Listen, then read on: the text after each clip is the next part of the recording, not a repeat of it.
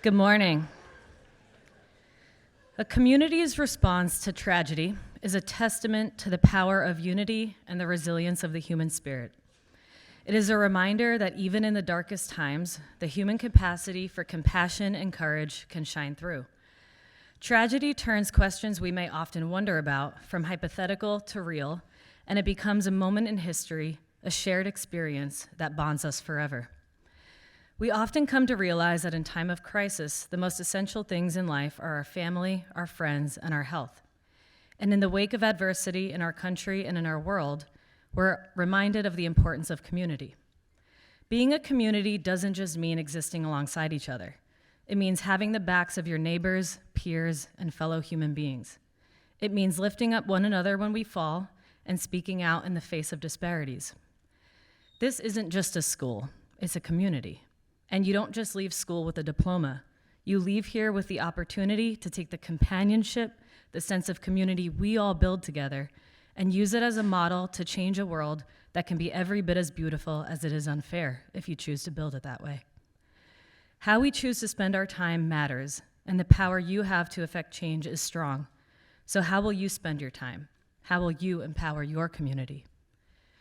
2 years ago, I moved here to Arizona, making my way to a new home in a new state, working at a new school with a new group of students to teach. Now, I'm not gonna lie, I was in tears most days that summer while cleaning out my apartment and packing up my classroom. Not because I was about to be living in 115-degree weather, but because I had a hard time processing the thought of leaving my students, my community. I felt guilty and worried that I wouldn't feel the same sense of familia, the word commonly used at my previous school, here at PCDS. However, on my first day here, I met these two wonderful young ladies sitting to my right, along with many of the students sitting in front of me, who all welcomed me immediately into their community. And I quickly realized just how lucky I was to be here. I feel so fortunate 2 years later to be standing up here introducing my very first senior speech for Ava Goodman. Ava doesn't know this, but she actually reminded me a lot of one of my old advisory students when I first met her. And something about this similarity helped me to feel more at home from the beginning. I found it fitting that after our year of Algebra 2 was sadly coming to an end, I discovered that Ava would now be in my advisory class for her junior and senior years. I could not have been happier. Ava is just about as wonderful as they come. She cares not just about her learning and her performance as a student, but she is someone who cares deeply about others, her friends, her family, and the world around her. This was evident to me when she decided to change her entire senior speech last week to talk about a community, a home that is so important to her. When I asked Ava if there is anyone she would like me to contact to say a few words about her, she thought carefully about this and provided me with a long list of friends. You see, even though Ava knew I couldn't possibly include all of the beautiful comments and stories I ended up receiving from her friends, it was important to her that everyone felt included and loved just by being asked. Taylor says, quote, Ava is hilarious, kind, supportive, and I love to be around her, end quote. Serena says that no matter what, Ava can always put her in a better mood. Kayla echoes this sentiment when she says that Ava is the first person to leave a stuffed animal at your door or bring over a bunch of cookies if you're going through a hard time. Jahanvi deeply cherishes her friendship with Ava, while Tabitha and Chloe both feel grateful to have grown up with her. Jacques says that Ava is incredibly loyal to her friends and is unbelievably kind to everyone she meets, while Kayla doesn't know what she would do without Ava by her side.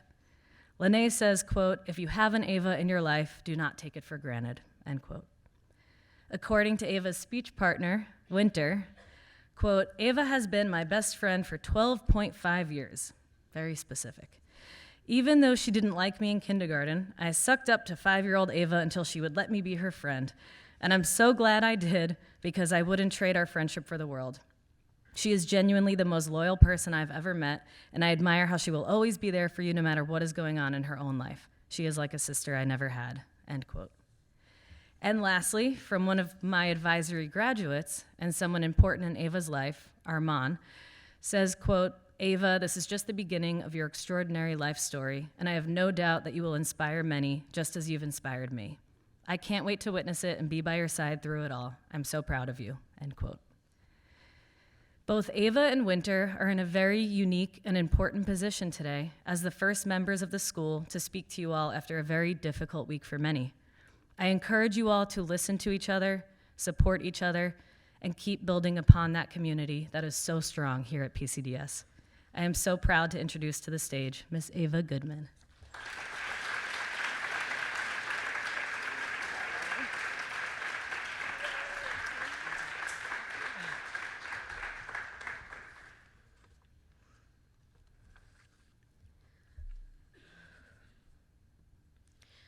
I had a great speech prepared for you. I was going to talk to you about my lifelong struggle with celiac disease, but it seems so meaningless now. I am scared, I am sad, I am worried, and I am heartbroken. I am scared for my cousins, aunts, and uncles who live just outside Tel Aviv. I am sad for all the innocent civilians who have been killed. I am worried about the hostages and their future. I am heartbroken for the families of the victims. This past Friday night, I attended Shabbat dinner. I'm a little ashamed to admit to you that this is not something that I do regularly, but this time I felt compelled to go. I needed to reinforce my connection to Israel, and my synagogue was the best place to do it. Synagogues are houses of worship, places that should be sacred and safe, yet there were police officers everywhere. They were in the parking lot, on the sidewalk, at the front door, in the sanctuary. This was because the FBI announced that they were going to be monitoring threats to the Jewish community, but each synagogue was responsible for its own security. During the service, we recited Misha Birach, a healing prayer, for all of the innocent mothers, fathers, daughters, sons, and grandparents from both Israel and Gaza who have been impacted by the war. The prayer concludes with, quote, "May God be filled with compassion for their health to be restored and their strength to be revived," end quote. The entire congregation was crying, including me. You might be wondering why any American should care so much about the war in Israel. After all, there are no rockets flying overhead in Paradise Valley. There is no risk of going to a music festival and never coming home. I live in America, so why should I be so concerned about Israel? America may be my home, but Israel is my homeland. It is the homeland for Jews across the world because it is the last spot on earth where Jews can be safe. After thousands of years of persecution, genocide, and discrimination, Israel has been the only place left for Jews to be unapologetically free. If you think America is safe for Jews, you are wrong. Anti-Semitism has always been here, just beneath the surface. Now, hate is coming out from the shadows and is practiced in plain view. For the last 2 years, for example, a local hate group has been leaving flyers on the doorsteps across Maricopa County calling for the extermination of Jews.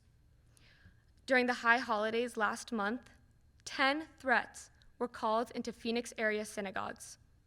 Last year, a professor at the University of Arizona was murdered simply because his killer thought that he was Jewish. And just last week, an Arizona legislator posted a tweet accusing Israel of being a terrorist organization. And while all of these examples are local, the same story is playing out in communities across the country and throughout the world. This is not new to Jews. Jews have been enslaved and persecuted for centuries. Jews have been expelled from biblical countries like Samaria and Babylon to contemporary countries including Austria, England, Haiti, Hungary, Italy, Spain, Switzerland, and even the United States. In 1862, General Ulysses S. Grant rounded up all the Jews in Kentucky, Mississippi, and Tennessee and forced them to leave his military district on foot. That was only 160 years ago. Anti-Semitism is history's longest prejudice. The Holocaust was supposed to be the final solution to eliminating the Jews. It was a state-sponsored genocide that murdered 6 million Jews only 3 generations ago. Jews who fled Europe during World War II found refuge in modern-day Israel, which was controlled by Great Britain. after the war ended, the Allied powers declared Israel to be an independent Jewish state. Finally, our people had a safe place to call home and fulfilled the dream of Zionism. To be a Zionist means believing Jews have the right to nationhood, self-determination, and security, just like any other people. And it must be said, just like the Jews have the right to self-determination, so do the Kurds, Uyghurs, Chechens, and yes, Palestinian Arabs. Israel is an example of modern national ambition that should be a model for other peoples. On my last trip to Israel, I had the honor of spending time with my 94-year-old great uncle, Yehuda Bacon. Yehuda spent 2 years in the infamous Auschwitz concentration camps. His mother, father, and 2 sisters were murdered in the gas chambers, but Yehuda survived. He survived a 3-day death march through the woods and was ultimately rescued by liberators from the United States Army. On that same trip to Israel, I walked through the cobblestone streets of Jerusalem and could feel the connection to my ancestors. Even though the Hebrew language was effectively outlawed for 2,000 years by host countries, here I was, walking through our ancestral homeland, proudly displaying my Hebrew name around my neck. I felt like this small, seemingly insignificant gesture was honoring my ancestors' struggles. My identity as a Jew gives my life shape and purpose. My Jewishness means leading a moral and ethical life, pursuing fairness, justice, and peace, of sacrificing to help those who need help and comfort those who need comfort. I care about unhoused Americans both because I'm an American who believes that a home should be a right, not a privilege, and also because as a Jew, we are taught to embrace the wanderer and the impoverished.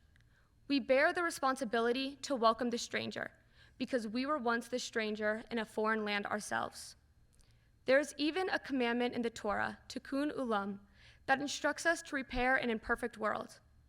We have an obligation to not observe wrongfulness, but to act on it and make a change. We have these responsibilities no matter where we are, the United States, Israel, or other countries abroad. At its best, Israel represents many of the same foundational beliefs that Americans have: equity before the law, the rule of law, equal opportunity for self-governance, and the pursuit of happiness. These are Israel's founding principles as well. And it is why Americans, not just Jewish Americans, feel a deep connection to this tiny democracy. That is not to say Israel is perfect. There are some policies of the current government that I don't agree with. It's okay to disagree with a government, but it's an entirely different issue to deny its right to exist. Israel is so important to me because it signifies the rebirth of the Jewish people. It embodies all that was lost and rediscovered, the tears shed and the triumphs celebrated, what was saved and destroyed throughout the turbulent history of the Jewish people until their return home. Israel is not just a homeland. It is a place that lives so strongly in my heart. But all of it was attacked last week. I pray for peace and an end to the killing of innocent civilians on both sides. Thank you.